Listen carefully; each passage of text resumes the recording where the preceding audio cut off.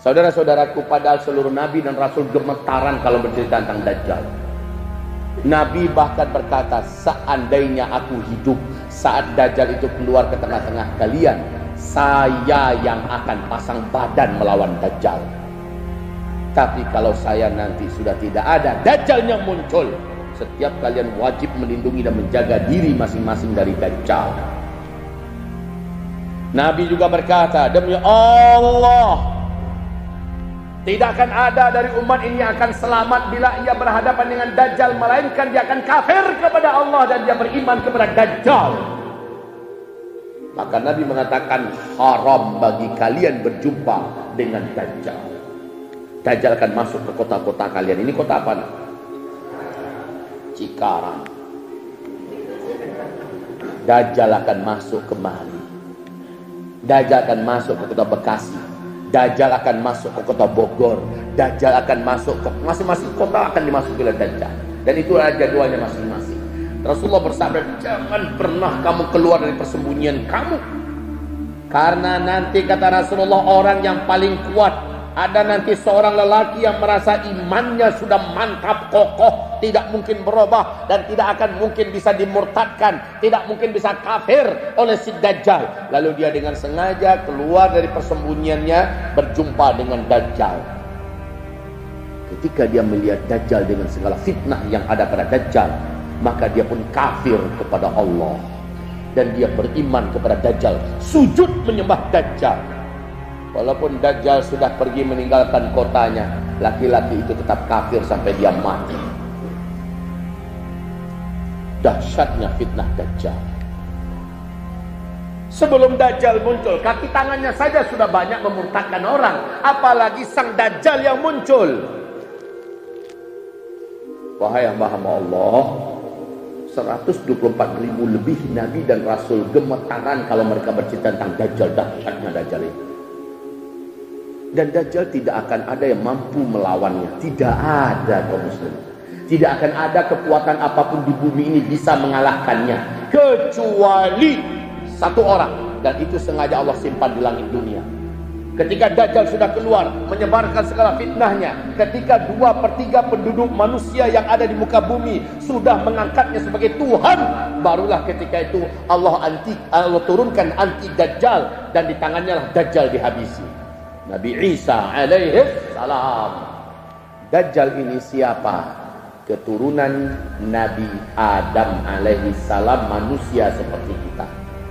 Tapi jangan salah-salah, dia manusia, tetapi fisiknya luar biasa, beda, jelek minta ampun.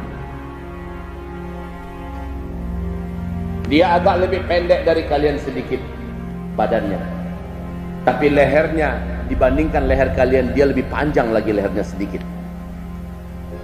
Bahu kiri, bahu kanannya berjauhan, dadanya lebar, full daging, dan bahunya mereng.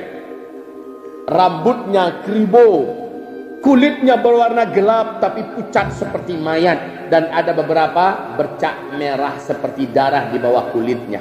Bila ia berjalan, kedua mata kakinya saling berjauhan dan kedua jempol kakinya saling berdekatan. Jelek. Kedua bola matanya, kata Rasulullah, menyembul keluar. Hampir 2/3 bola matanya ini sudah di luar posisinya. Dan mata yang sebelah kanan tertutup. Apa yang menutupinya? Daging kening ini meleleh, menutupi mata sebelah kanan.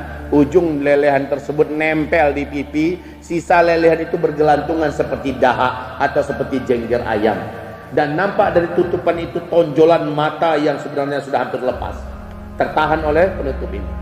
Sementara matanya yang sebelah kiri sudah bergelantungan jelek, berkabut, dan hitam warna mata kita ini. Kalau dia berwarna hijau kaca, berkabut, kata Rasulullah Sallallahu Alaihi Wasallam.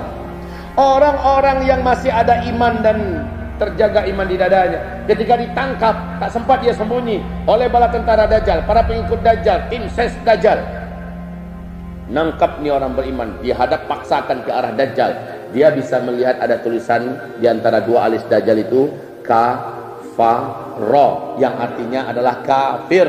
Walaupun orang itu kata Rasulullah tidak pandai membaca Al-Quran, nggak ngerti bahasa Arab, tapi Allah kasih paham kepada dia bahwa itu adalah tulisannya kafir. Hanya orang beriman. Orang munafik nggak bisa melihat apa-apa di antara dua ini. Nah, orang munafik dengan cepat menyembah Dajjal. Kaum muslimin secara fisik begitu ya, Dajjalnya jelek. Jadi bukan yang dibayang-bayangkan waktu pada SD kita dulu. Dajjal itu besar, tinggi. Waktu saya di Sydney, habis makan siang, ada kajian live di salah satu channel televisi resmi di Indonesia ini. Ustadznya di depan para audiennya ditanya apa itu Dajjal. Oh, jawabannya, Dajjal itu adalah manusia matanya satu di kening. Dia tinggi besar, saking tingginya kalau kakinya dimasukkan ke laut hanya semata kaki. Kalau dia melangkah 1-2 negara bisa dilangkahinya, mak jangan besarnya. Kalau dia bicara di timur, orang di barat dengan jelas bisa mendengar suaranya. Kalau dia kencing ke sebuah kota, banjir kota itu. Saya geleng-geleng kepala, sedih hati saya ini sekaliber dia, jutaan followernya, pengikutnya. Ngomong kayak gitu, ini masih tahayul dongengan waktu SD dulu. Itu disampaikan di level televisi. Sedih saya Pak. Tapi alhamdulillah Allah kasih ganti. Allah munculkan YouTube. Dan kita bisa berdakwah melalui YouTube. Jadi sedikit banyaknya ada pengimbang. Allah Maha Adil. Sekarang sudah saya sampaikan tentang Dajjal. Nah, Dajjal ini berarti adalah manusia biasa. Ya, hanya saja Allah berikan kepada Dajjal kemampuan di mana seluruh setan dari bangsa jin tunduk kepada Dajjal. Bayangkan itu. Satu bumi ini setan tunduk kepada Dajjal. Bapak Ibu bisa bayangkan kemampuannya. Sedangkan 5-10 setan saja mengikuti seseorang dari kalangan manusia sudah hebatnya luar biasa. Betul tidak? Bagaimana kalau satu bumi setan di bawah komando iblis tunduk kepada Dajjal? Kompak mereka kerjasama berkolaborasi dengan sempurna untuk memperbanyak calon penghuni neraka jahanam. Maka Dajjal mengatraksikan dengan tangannya kemampuan-kemampuan yang hanya Allah yang buat. Tapi dengan versi Dajjal itu adalah sihir, semuanya dengan bantuan setan. Nah, kaum muslimin, Dajjal ini Rasulullah katakan dia datang di hari-hari genting di muka bumi, di saat orang-orang mulai putus asa hidup karena kelaparan melanda di seluruh dunia, kekeringan melanda di seluruh tempat satu muka bumi. Dajjal datang menghidupkan bumi yang tandus, menurunkan air yang sudah sekian tahun tidak pernah turun dari langit. Dajjal datang membawa gunungan makanan, sebagaimana Dajjal mampu mendemonstrasikan kemampuan-kemampuan yang dahsyat. Dan itulah akhirnya banyak orang yang beriman dia benar-benar adalah Tuhan. Sampai tersisa ada orang-orang yang ketangkap dari orang beriman, ditanyakan kepada mereka, kenapa kalian masih belum beriman kepada saya? Apa kata mereka? Sesungguhnya kami hanya akan beriman kepada Tuhan yang kami sembah selama ini, dan dialah yang menghidupkan dan mematikan. Lalu Dajjal menantang mereka semua. Bagaimana menurut kalian? Bila yang pernah mati-mati saya hidupkan semua, apakah kalian beriman bahwa saya adalah Tuhan kalian? Maka apa kata orang beriman ini? Jika engkau bisa melakukannya, kami baru percaya bahwa engkaulah Tuhan yang kami sembah selama ini. Maka Dajjal mengatakan, tunjukkan kuburan yang mana yang kalian mau saya bangkitkan semua orang. Insya Allah. Maka ditunjuk kuburan yang itu. Maka Dajjal cukup hanya dengan menunjuk seluruh kuburan itu. Maka terbelahlah masing-masing kuburan. Keluarlah orang-orang yang dulu pernah dikuburkan di sana, tapi dalam wujud fisik masih utuh, seolah-olah belum pernah mati. Mereka keluar. Sabda Rasulullah, mereka ini langsung mendatangi keluarganya sambil merayu, hai istriku, inilah Tuhan yang selama ini kita sembah. Lihat abang sudah dihidupkannya kembali. Hai anakku, hai cucuku, hai kakek, wahai ayah, inilah Tuhan yang selama ini kita sembah. Lihat kami sudah dihidupkannya kembali. Rasulullah bersabda, kalian wajib tahu orang-orang yang bangkit dari kuburan itu bukanlah manusia yang dulu meninggal dunia dan dikuburkan di sana, tetapi setan-setan yang menjelma dalam wujud manusia yang dulu pernah meninggal dan dikuburkan di sana. Itu adalah setan semua, Pak. Akhirnya sisa orang-orang beriman yang tadi tidak mau sujud kepada Dajjal baru beriman ini adalah Dajjal. Tapi masih tinggal sekelintir kecil orang-orang beriman yang ketangkap, yang masih tidak mau percaya engkau adalah Dajjal. Maka Dajjal memaksanya memilih satu di antara dua.